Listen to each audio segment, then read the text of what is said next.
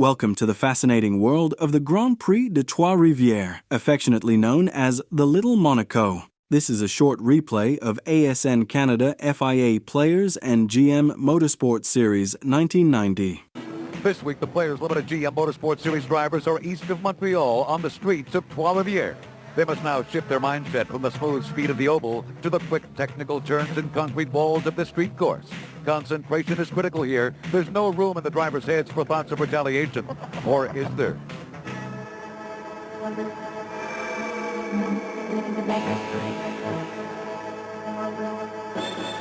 The GM Motorsport Hour, brought to you by General Motors of Canada Limited and by Quality GM Parts, Players Limited of Canada, Priority Courier, and Sony of Canada.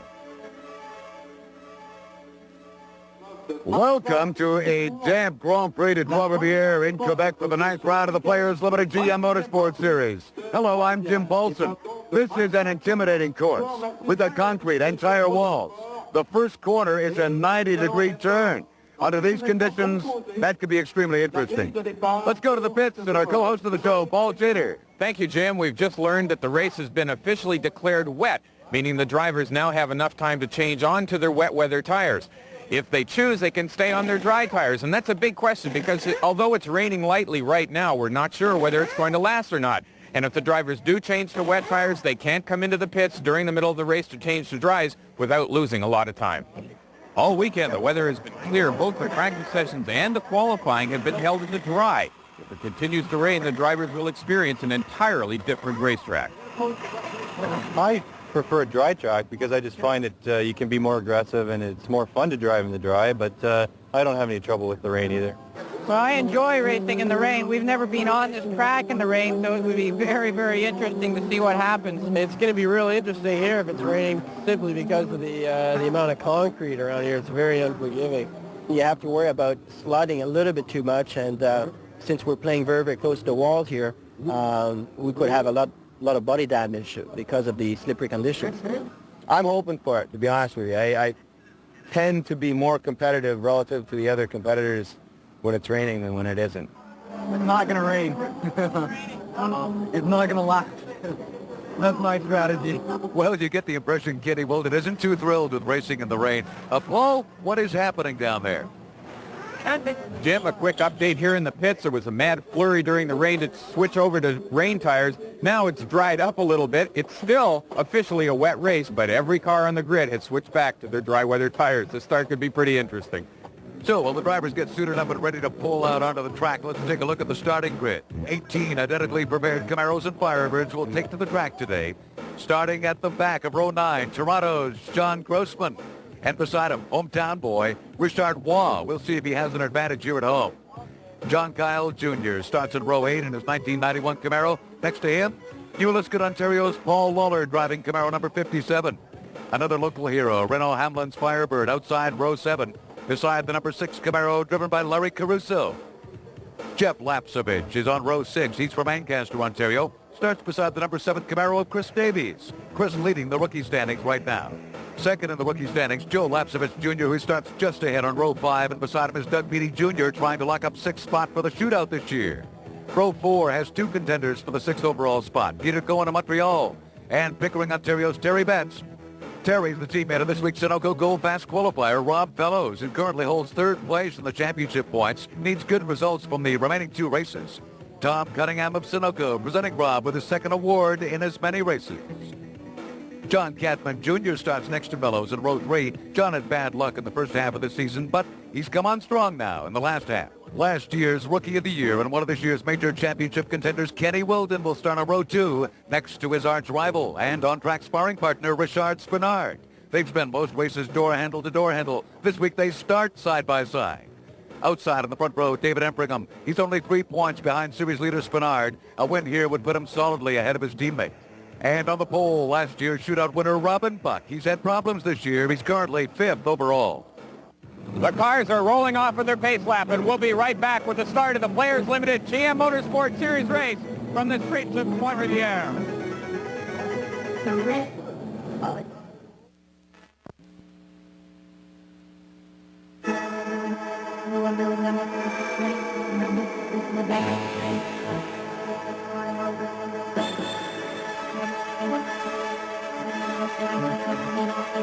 Welcome back to Trois-Rivières, Quebec for the 9th round of the Players Limited GM Motorsport Series. I'm Jim Bolson with our co-host Paul Jeter.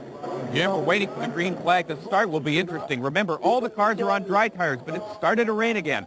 The first corner will be critical. The green flag drops, and look at the field, all making their moves, but Robin Buck has got it leading into corner one. Spenard beside him will pull into second place there, Paul. The track is very wet as they come out of turn one. Quick dive down into corner two, which is a hard braking turn and slightly downhill. Look at this. Robin Buck in the lead. Right behind him, David Empringham now in second place. Richard Spenard sitting in third in car number 42, and Terry Betts is sideways. Terry sideways, 2-3 cars trying to get around on the inside of this track, and Terry pulls the car around. Looks like one of them is going to be totally out of here. In fact, as the pursuit vehicle comes by, here's a replay.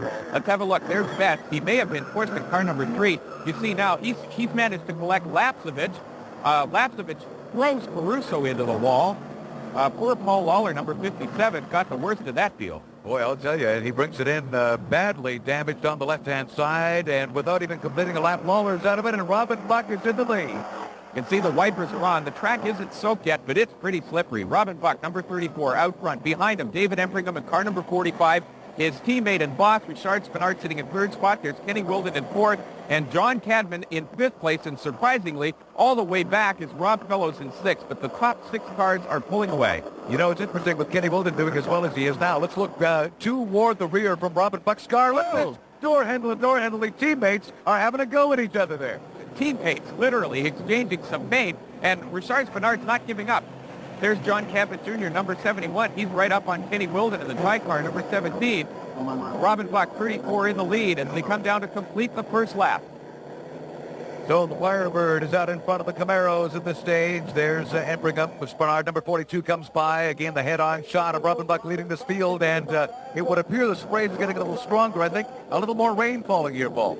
Look at the back here. Rob Fellows having a look inside number 71, John Cadman Jr., but he just didn't have enough room to get by him. And a big slide coming out of that turn. Inside now with Rob Fellows. Watch his hands on the wheel. We can see how much the car is sliding when he comes out of the turn. Look very carefully. His hands resting on the wheel. He's not struggling with the car at this point. This is Wilden's wing cam, I understand. We got Kenny running fourth. He's watching John Cadman holding off Rob Fellows. No, Fellows is going to work on Cadman now. Up the back, straight away, they're side by side. Fellows got out of that last corner very cleanly. He didn't slide as much as Cadman, so he should have more speed down the straight. It's showing here he's got Cadman before they even get to the braking zone. There's no question. The spray is getting stronger here. We can spot that, of course, from the rear of Kenny's car. And Rob Fellows with a beautiful pass there on Cadman. Getting awfully close to that wall. You can see how much the cars are sliding around, and sections of the track that have been repaved look wetter than the old sections, and indeed they are slipperier. As they brake very hard down into second gear through the Depailler corner, a tough left-hander coming out of it. Watch now as they come out the sidewalk there on the right-hand side of the track. They're running right up onto the sidewalk. That's not a speed curve, by the way. I note that Kenny Wilden's the only one with the headlights on, and fortunately they are even masked, but he may be concerned the fog is going to set in or something. Robin slides literally coming back to this corner. This is a very slippery part of the track. You can see they're all getting a little tailspin as they come out of that corner. There's Robin Buck, number 34, heavy under braking into turn one. It's really starting to rain now. The wipers are on full blast, and look at this pass now as Rob Fellows. He's got by Kenny Wilden in car number 17. A nice clean pass under braking into turn one. It's a great move. That's a difficult corner in the rain. You know, the lines are really radical here, and early you run off the top. It seems to be Kenny Wilden who's sliding away the most. We understand everyone are on dry tires. Gambling, as Rob slides away here, then things are going to improve as we go along, Paul. Marshall's showing the blue flag, but I'm sure Rob Fellows knows Kenny Wilden is right with him and trying to stay on the attack. Kenny Wilden's performances this summer have been excellent. 1989 was his first season in this series, and in only 1 year, he has become one of the dominant forces on the track. We've seen him battle the veterans race after race this summer. This week, we take a look at Kenny Wilden up close.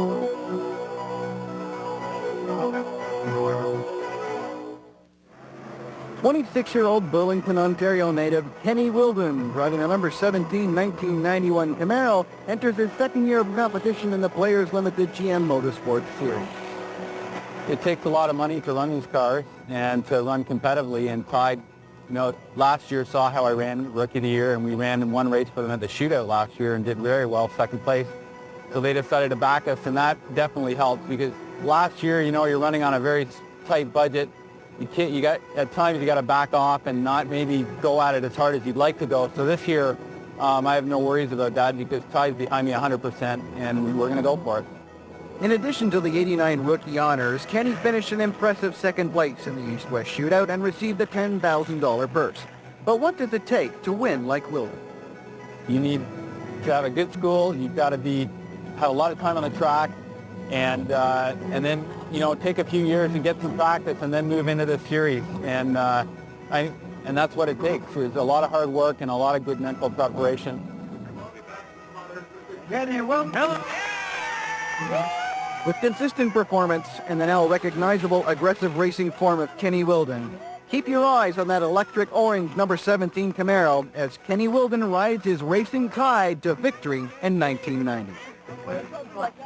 Well, Rob Fellows leads Kenny Wilden as we rejoin the race action here on lap 5. And in fact, I would say Kenny seems to be dropping off the base.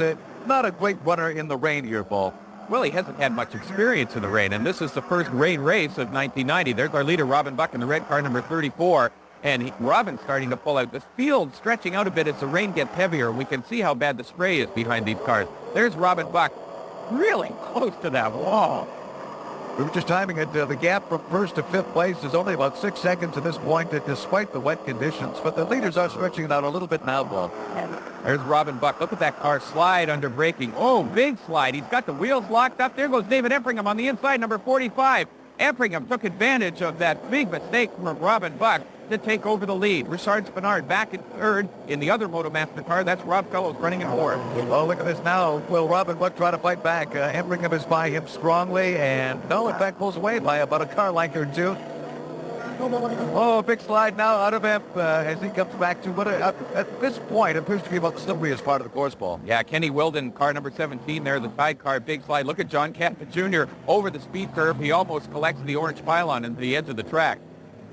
Well, let's have a look at our leaderboard after 5 laps. David Empringham, our race leader. Robin Buck, Spenard right behind him, followed by Fellows and Wilden, and we'll be right back with more race action.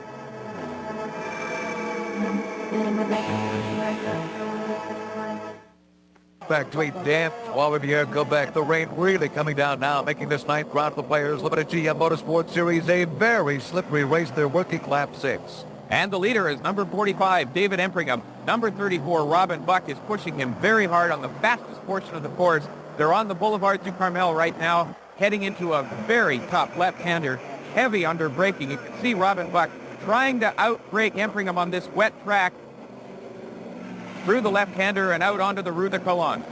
Now we should get some top speeds out of them here as they come into this straightaway. Spenard gets right up against that wall. So does Rob Fellows and Kenny Wilden. David Empringham still in command. Now watch as they brake heavily here into the Patrick Depailler corner. Bad bumps on the right-hand side of the track.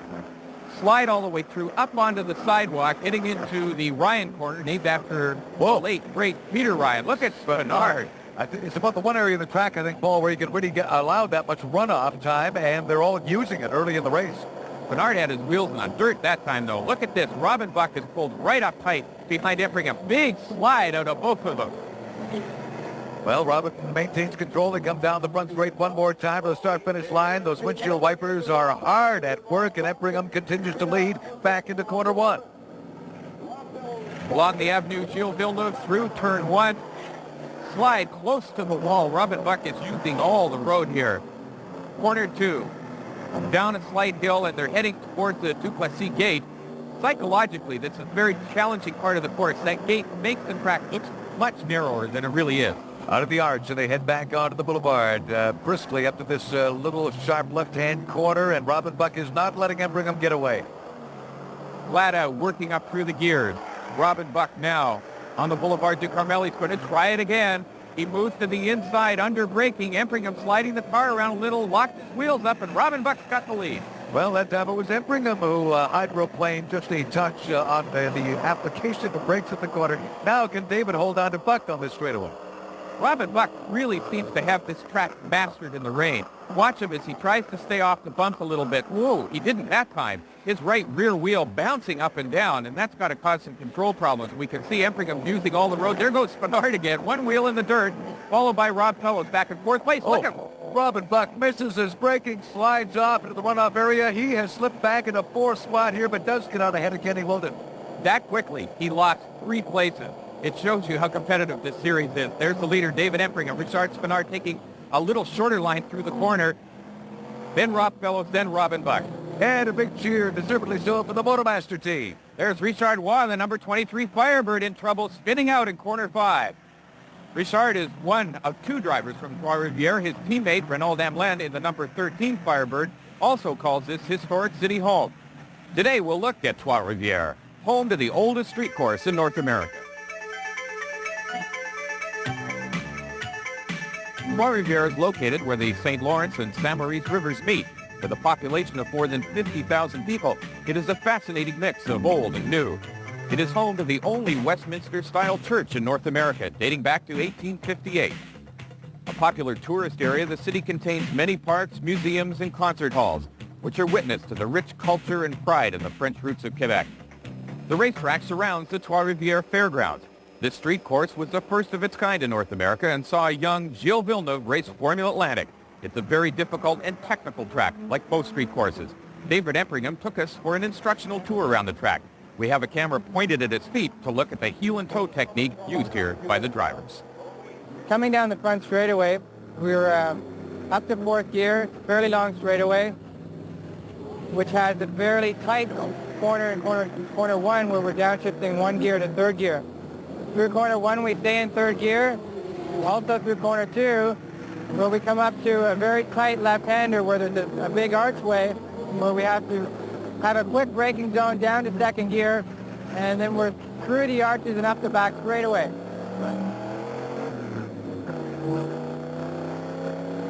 Up the back straightaway we get up to 4th gear, and approaching corner 4 it's a very long braking zone where we'll be downshifting 2 gears to 2nd gear and actually using a bit of the compression of the engine to help us slow down.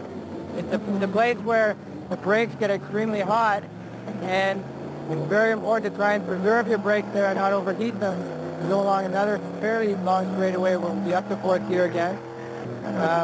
Approaching corner 5 where we have a short braking zone, downshifting 3rd gear,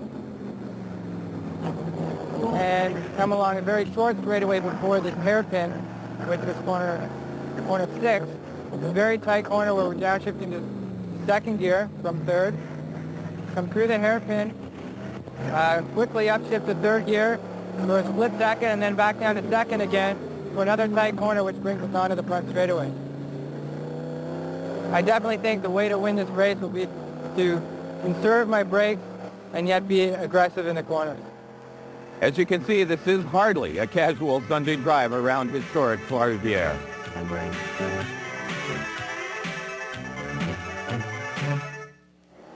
We're back in lap 9. David Empringham, the race leader. A salute to his sense of humor, by the way, on that last tour ball, but he's got a nice lead at this stage in the day.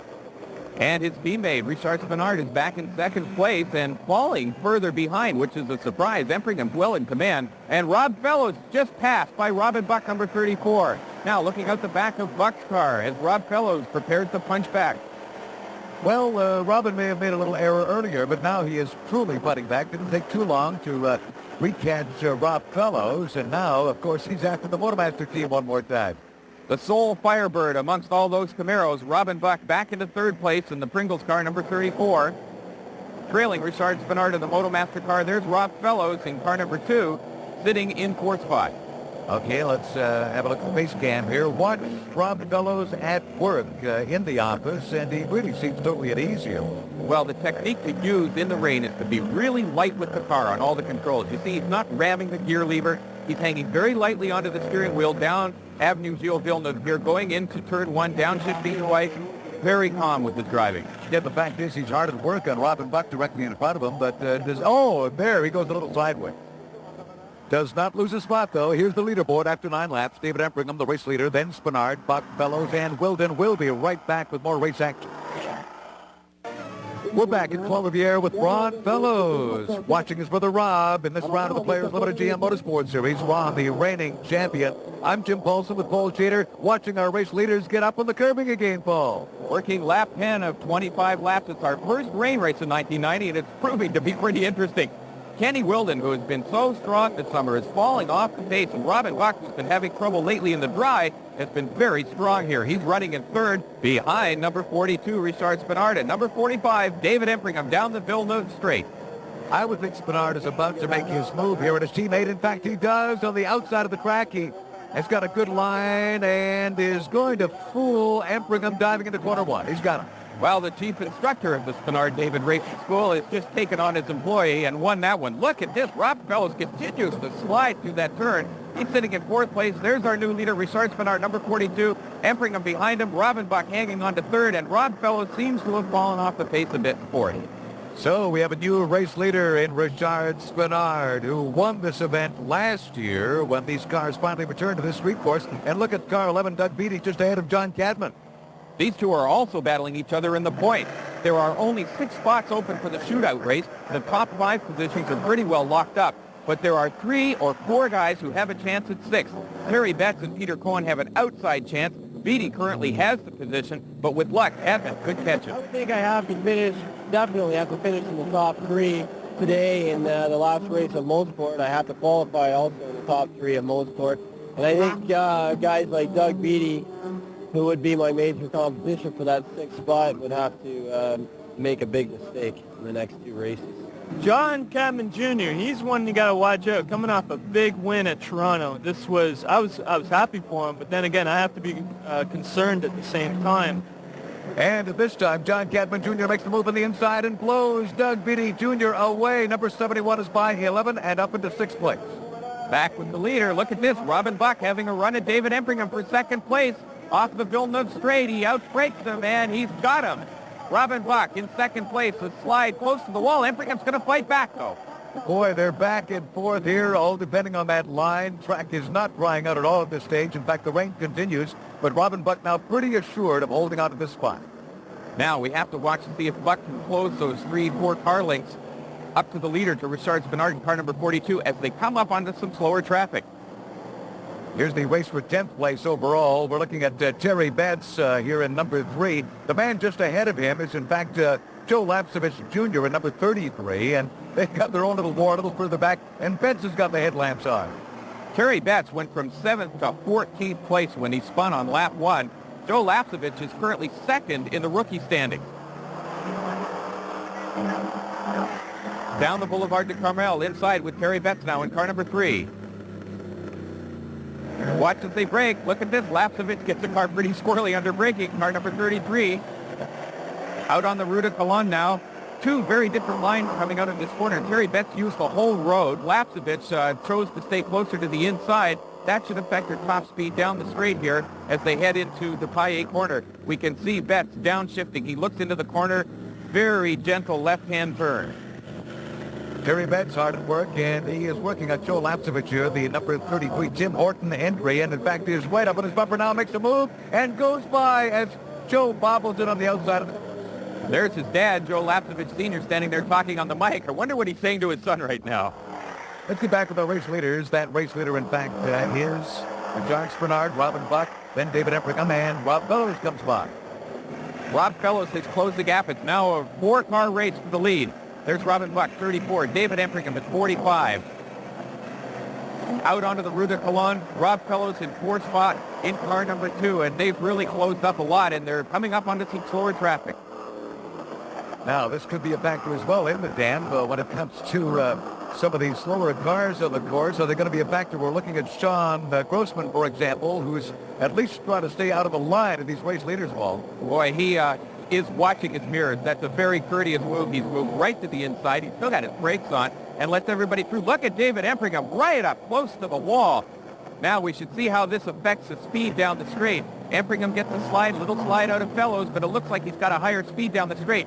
Now they're trying to go around Sean Grossman. He gets out of the way. Here goes Rob Fellows under braking. He's up on the inside. Empringham in a big puddle. Rob again takes advantage of corner one, and Empringham tries to tuck in on him there. In fact, I did not want Rob to get by, obviously. Nice smooth comment from our cameraman, Claude Carapy, on that corner. He's enjoying this as much as we are. Robin Buck is closing his Spenard. He's won before in the past in the damp, but I tell you, has been struggling lately. Says he likes the rain. He won the shootout race last year, now running 5th overall in the standings. With all the talent barking at his heels, does he worry about this year's shootout? I feel pretty secure at 5th. It's not a great place to be. I'd rather be right up at the front, but no, I don't think I'll be bumped out of the top 6. But, hopefully I can stay close enough to Kenny that maybe I can get up in the 4th. I must admit, with Robin Buck, there were a couple of moments there where we thought he may even lose out of the shootout shot this year, but not today at Trois-Rivières. With 13 laps complete in this race, Richard Spenard is a Goodyear mid-race leader. That's worth a set of tires and some cash from the folks at Goodyear. Richard Spenard has had great luck, in fact, leading at these halfway points this season. He may open a tire shop soon out in Shannonville, Ball. There's Rob Fellows, number 2, running in 3rd spot, and he's really closed up on the leaders. Let's have a look at the leaderboard after 13 laps. Spenard, Buck, Fellows, Empringham, Wilden. More race action after this.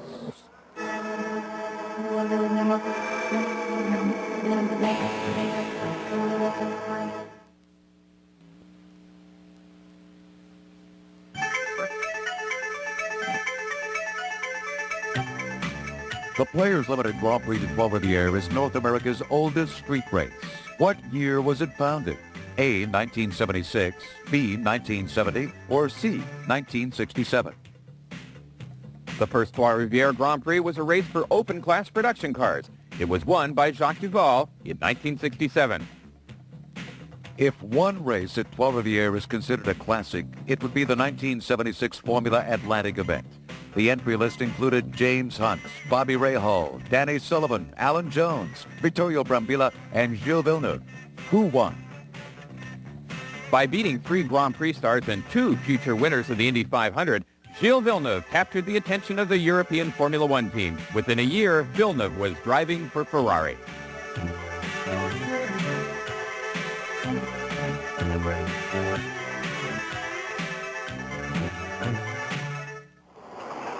We're back in lap 15 at Trois-Rivières, and the line drying slightly as the race continues, Paul. 10 laps to go in this 25-lap event. There's leader Richard Spenard, number 34. Robin Buck behind him. Then a gap back to Rob Fellows in 3rd spot. And David Empringham, number 45, has fallen off the pace in 4th spot. Now some of the windshield wipers are still working here on 1 or 2 of our competitors, but in fact the rainfall is pretty well stopped, and they're getting a little clearer run at this course now. You can see they're getting very close to the wall. The car's still sliding around. The track is still damp. It's still quite slippery, actually, but the line is beginning to dry. Richard Spenard leading. There's Robin Buck's crew looking a little tense at this point. When is Robin going to make his move? He'll do it now, in fact, on the outside of the track, but the inside of the corner into corner 1. Robin Buck side by side with Spenard. Look at this as they come out close to the wall. Almost touching. Rob Fellows trying to take advantage of the fact that Spenard and Buck are fighting. He's going to try to get Robin Buck on the inside of turn 2. I can't imagine Rob really wanting to be a sandwich between those two, and now he decides to stay on the inside. No, he'll tuck in behind them. Great flurry of activity, but the positions haven't changed at all. But they have tightened up quite a bit. David Empringham in 4th place the whole time, sitting back, watching these three go at each other. There goes Spenard, Buck, Fellows, then Empringham in 4th spot. The four really running away from the rest of the field in this event. Robin had a peek there, but decides, no, not quite yet. But you get the feeling that he's setting something up here. But it's difficult to pass under braking when the line is starting to dry out. To do that, you've got to move to the inside on the wet portion of the track, and it makes it very difficult to try to outbrake a driver who's on the dry portion. Watch as they head into the Depailler corner. No one trying to outbrake anyone through this turn, even though it is drying quite a bit, but they slide all the way out to the outside up onto the sidewalk. The 4 cars now very tight formation. Robin Buck again is going to go for our race leader, and that's not quite pulled out in the corner. Around the outside, an unusual move. Unless he's planning something, he's taken another different line through this corner as well. He's obviously looking for some straight line speed down the straightaway, trying to get the car straighter sooner so that he can go past Spenard on the straight. Now he's going to try it on the outside. He's on the dry part of the course. Spenard's on the wet part. And they're going to work on Spenard. No, Richard does not want to give this one away. And again, they are door handle to door handle. And Robin Buck's got the lead at turn 2, number 34. A beautiful maneuver. He actually planned that pass 4 corners ago. He really set Spenard up for that one. And now it looks like Rob Fellows is doing what he can to set up Richard. He is tucked up on the bumper now, and Empringham wants to be part of this war as well. Down the boulevard to Carmel, the fastest portion of this course. Robin Buck already stretching out his lead. There goes David Empringham. He's going to try Rob Fellows now. Fellows has got his tires in the damp as well, and there goes Empringham on the inside. He's got him. Oh, and they touched a little bit. Once, twice, maybe 3 times. Well, okay, Rob finally had to give way to David Empringham, who got by in the Motomaster entry. Now Rob has another go, and no, he does not have any success in that battle against Empringham. Robin Buck, though, in the meantime, is beginning to run away a little bit from the trio. Robin Buck driving very cleanly through here, and he's stretching out over Spenard at second place. Empringham, meanwhile, has his hands full with Rob Fellows. Whoa, look at this. Fellows on the inside, almost a little tap. Empringham way wide, but Empringham is in a better position as they head out onto the Wilden Up straight. Well, again, poor Rob, he got the rear end out, which is exactly what Empringham does there, and now Rob tries to take advantage. Okay, Empringham, the bobble, it cost him some straight line speed. Fellows is taking advantage, and he's got him going into turn 1. Rob Fellows moving to the 3rd spot of the number 2 Sunoco entry, and David Empringham will settle for 4th for a little while. Boy, Kenny Wilden's gang do not look that happy as we watch Kenny in the Tide car coming in. He's not having a good time in the wet here at Trois-Rivières. It's difficult for a rookie driver to compete with these masters in the rain. Let's go from last year's Rookie of the Year, which was Kenny Wilden, to this battle. This is for 10th spot overall. Number 7, Chris Davies here. And number 33, Joe Lapsovich Jr. right behind him. They're, in fact, fighting for the rookie honors in 1990. Davies currently leads the rookie point standings. He raced in another series last year, so he's had some experience. But he didn't expect to do quite so well his first year out in the Players Limited GM Motorsport Series, especially with the caliber of drivers found in this series all the way through the pack. He's had some great finishes this year. Young Joe Lapsovich Jr. here, number 33, though, is dogging Chris right now. He's one car, the 2-car Tim Horton team, and his brother Jeff has been in the series for a number of years, helped Joe on and off the track. Joe is currently 2nd in the rookie standings, behind Davies. In fact, the first-year good finish should be a thrill to these drivers, but what does it mean to a young racing career? It means a lot. This is racing has been a dream from a distance of mine for a long time. And I think I'm showing to myself this year that with some additional experience and some more races, that I will have hopefully a chance of making something out of it. Exactly what that will be, I'm not sure. But no question, the Rookie of the Year, if that happens, and if I'm able to finish in the top 10, which is really my goal, and I'm in a battle to do that right now, it will be helpful for sure. I had one good one at Kyiga, it was the 4th. Other than that, I'm always back, 10th, 11th, 12th kind of thing. So those 5th and 6th that Chris got really gave him a big jump on me. So he's a fair bit ahead. He's going to be hard to catch. There's only 2 races left. Chris Davies leads the war at this point. Joe Lapsovich Jr., though, hangs on to him.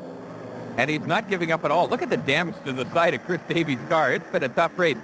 Little slide there from Lapsovich, but he's got the line going into the turn, under braking through the arch, and he really did put a good pass on Chris Davies. Marvelous fight there, but let's go back to the fight for the lead. And they're coming up on some slower traffic now. In fact, that's Richard Waugh now sitting in the 2nd spot right behind Robin Buck, our race leader. Inside with Richard Spenard, that's Jeff Lapsovich directly in front of him. They're about to put him a lap down. And Richard Waugh in front of Jeff Lapsovich. And then the leader, Robin Buck, is the 3rd car ahead in that sequence. Spenard's going to have problems getting by the slower traffic. They pushed Lapsovich right out into the dirt. Well, now Richard Waugh is the only one they have to worry about. And the big Lapsovich is going to just let them go. There's David Empringham, number 45, trailing Rob Fellows in car number 2. And they still have to get around Richard Waugh. Meanwhile, Robin Buck is running away with the lead. There's Robin Buck, our race leader. Richard Waugh suddenly has a little burst of inspiration here with all these race leaders around him, Paul. Rob Fellows trying to go inside Spenard to grab 2nd place, but they just didn't have enough room. And they've got to set their sights on, David Empringham a slide. They have to set their sights on getting around the slower traffic. Richard Waugh is sticking to the line, so it's up to the drivers to find a way through. heading down towards the arch now. Blue flags being waved at Richard Waugh, telling him to get out of the way. There's Spenard 42. He's through. Rob Fellows right with him. Now David Empringham is being slowed. Keep an eye on Empringham. He should move to the inside. In fact, he does. Waugh gets right out of the way and lets Empringham by. And here comes Rob Fellows on strong, trying to go on the inside of Richard Spenard. Oh, and he's on the wet part of the track. He locked his brakes up. He almost collected Spenard. He slid right off the road. He's on the escape road. That's going to cost him dearly. You know, it's amazing, actually. He didn't take Spenard out of that one, but what beautiful driving by Richard and recovering through there.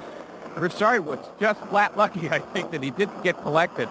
Now he's got David Empringham right behind him. Let's look at it again. You can see Spenard's on the dry portion of the track. Fellows is on the wet portion, trying to outbrake. He can't do it. He's got a terminal understeer. The car's sliding. He just tags Spenard as he slides off onto the escape road. Richard extremely lucky there wasn't more damage to the left front of that car in that incident, but he's still safely in second spot overall here with Empringham right on his tail. And Rob Fellows has fallen way back in fourth spot. Now he has to get around Richard Waugh one more time. Let's have a look at our leaderboard after 20 laps down here at Trois-Rivières. It's Robin Bush, our race leader, then Spenard, Empringham, Fellows, Wilden. We'll be back with the finish. We're back at the Grand Prix de Trois-Rivières with Robin Buck's crew anticipating a win. He has really stretched his lead out here late in the race, even though he's up on the curbing there. Well, the rain has started lightly again, just after the circuit really started to get dry. There's second place, number 42, Richard Spenard, number 45, David Empringham, his teammate running in third spot, and still a long gap back to Rob Fellows, who's trying to make up ground after that mistake trying to pass Spenard. The 21st of 25 laps that they're working here at Trois-Rivières, and Richard Spenard looks good in front. Here's the other war between, well, Doug Beatty still trying to get John Cadman Jr., number 71. These two drivers fighting it out in the point standings to see who gets to be in the shootout at the end of the season. At the moment, John Cadman Jr. has an advantage. Let's go inside now with Doug Beatty Jr. as they go down the Wilden Up straight heading into turn one. Actually, visibility not that great, so you're right, Paul. The rain has started the game here at Trois-Rivières, and Doug Beatty doing what he can to not only hold on to Cadman, he wants by. There's a very thin, dry line, which you can see around the circuit. They're trying to stay on that to reduce some of the sliding around on the circuit. Now down the hill towards the Duplessis gate, brakes on, down into second gear. It's a very tight corner, heading out onto the fastest portion of the track. Watch Doug Beatty Jr.'s hands, how light they are on the steering wheel. Oh, he gets a little slide there in the left-hand kick. He managed to correct it as he chases John Cadman down the fastest portion of the course here. Just enough of a bobble to give Cadman a little bit of a lead. John slams the brakes on here. Now can Beatty take advantage? He's obviously doing what he can to size him up. They come through the corner. He tries to go to the inside. Maybe Beatty will make his move now. Nope. He tucks in once more. Out onto the Rue de Cologne. He's behind number 71, John Cadman Jr. Requires a very light touch on the steering wheel and on the brake pedal. You can see how soon Cadman gets on the brakes to go into the Paillet corner. Oh, Beatty following him through. Let's see if he uses the sidewalk. Yeah, all of it. Oh, and a little bit of the dirt, which is now mud, on the outside of that corner. Yeah, he went a little wide through there. That's not going to help him in this Cadman catch that he is attempting at this stage of the race. And again, this is the war to be part of the shootout this year. You can't afford to make a mistake on this track, which is very difficult in the wet, because it's just lined, as you can see, in cement walls. There's Doug's father, Art Beatty, and he doesn't look too happy at the moment. I'd ask Doug someday why, in fact, he's Doug Beatty Jr. and Dad is Art. It's what a story. Back with the leaders now. There's third place, number 45, David Empringham. And way back at fourth spot, still trying to get around Richard Waugh, is car number 2, Rob Fellows. He's on the inside. Whoa, boy, well, that's one way to do it. If you can't find a hole, make one, which is exactly what Rob has done in this instance. I think Richard suddenly got the hint, and Mr. Waugh has let Rob get by. He certainly has been hanging in with these leaders, though. Mind you, they've got a whole contingent here cheering the gang from Trois-Rivières on in this race ball. Look how much ground Rob Fellows has made up already. As soon as he got past Richard Waugh, he has started to pull out. Now he's got to catch David Empringham. We can see Empringham a long way ahead of him. Now camera swings around, and look at this. We watch Lapsevich go off the escape road. He stays away from the sand piles, but in fact, young Jeff Lapsevich brings it around.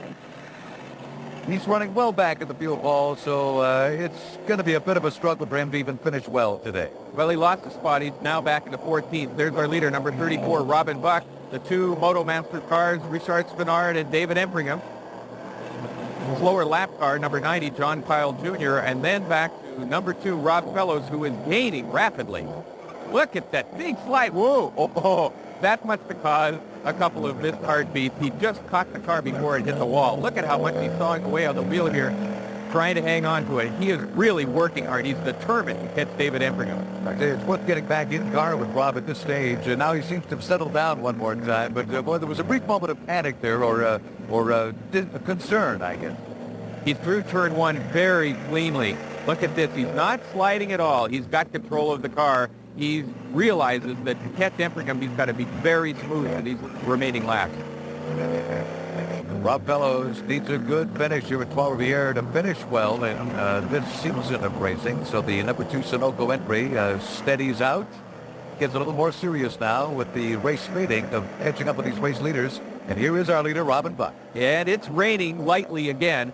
Here's the gap back to Richard Spenard in second place and his teammate Empringham sitting in third spot. Robin Buck has really done a fine job in these last few laps to pull out a lead. Look how far ahead he is. Now look at Rob Fellows. He's coming on really strong. He's catching David Empringham. David is by. And there's our race leader again, Robin Buck, the Pringles teammate, ecstatic. He does so well in the rain, proving that it is not a threat to him at all. Again, we've got to watch this action with Rob Fellows. Number 2 appears to be getting some ground with each corner they go by. Oh, he loves running close to that wall. It's amazing. There's Robin Buck down the front straightaway. Last lap sign is out. This is it. So Robin breaks diving into corner 1. The Motomaster team are through safely, and there's Rob Fellows. Fellows really closing on David Empringham. We have to watch now in these last few corners. They've got less than a lap to go, heading towards corner 2. There's our leader, Robin Buck, in car number 34. And it's starting to rain again. We can see Robin Buck has his windshield wipers on. Jim, he's done a remarkable job in this race. Really has. He hit that run-off road, dropped back, way back on lap 7. Since then, he's managed to regain his ground on Fellows, Empringham, then Spenard. Regained the lead on the 17th lap, so within 10 laps, he's made an amazing comeback to the front of this field, Paul. And he's done it in the rain, which is a remarkable accomplishment when you consider this track is really only one lane wide when it's raining. And all the time it was starting to dry out, the dry portion was only the width of one car, and Robin Buck kept it on the dry portion. He's done an amazing job today. 2 corners left for this man, Robin Buck, and he's got a victory at Trois-Rivières. Don't ignore Rob Fellows and his work a little further back in this field. There's Robin Buck, number 34. One more corner to go for him. Let's go back and have a look. Look at this. David Empringham has Rob Fellows all over him. They're in the final corner. Fellows on the outside. He squeezes through all 4 wheels right off the track. He actually didn't go through that corner. He cut it straight off. Checkered flag for Robin Buck, his second victory of the year. Well, I'm sure with Rob Fellows in third place, that pass will cause some controversy. In fact, the fastest lap of this race, Rob Fellows on lap 25. In the final standings, good to see Joe Lapsovich Jr. ending up 10th overall.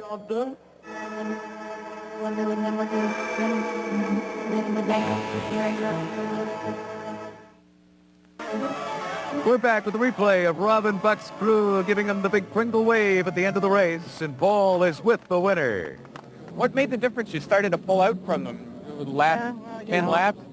Just want to put distance on it and then back off and just take it really easy in the last 5 laps. That's what I was able to do. I didn't want the pressure because some parts of the track are very greasy and slippery, and that's why I fell back. Because if I'd hit them, I'd be testing the limit, and I go over the limit, and I'd, fall behind a car or 2. And how bad was it on the dry weather tires? It was pretty slick. It was like on ice sometimes. It was just like we went through 1-3 all together, and we just sort of you could feel the other guy's fender, and you feel the other guy's fender. We played pretty cool. Rob Fellows came back in a big way, fighting back from 5th place, using all the track and more to pass David Empringham on the last lap in the last corner. Rob, what made the difference in those last few laps when you started to gain some ground? You passed David Empringham? Well, I think I had the car to win today, and I made a mistake going by Richard and had to go off the end of the back straight, and I lost a lot of time there. I'm sure I could have caught Robin if I had gotten by Richard cleanly there. It appeared to me that Richard was holding David up a bit, and I managed to close right up and catch David at the last corner. How nasty was it on dry tires? It was a struggle. After 9 races, the Provisional Series standings look like this. Richard Spenard and David Empringham are still very close. The championship will come down to the last race at Motorsport. Rob Fellows is right in there. Robin Buck gets by Kenny Wilden into 4th. Joe Lapsovich Jr. moves to within 43 points of rookie leader Chris Davies. They're fighting for Rookie of the Year honors. This series far from decided going into the final race.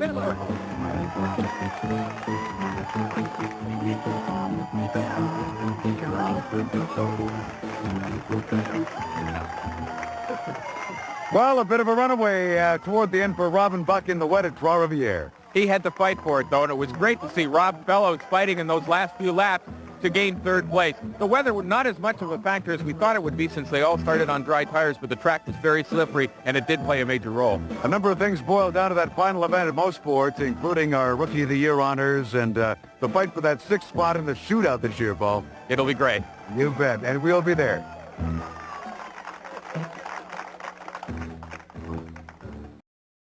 Like and follow for more.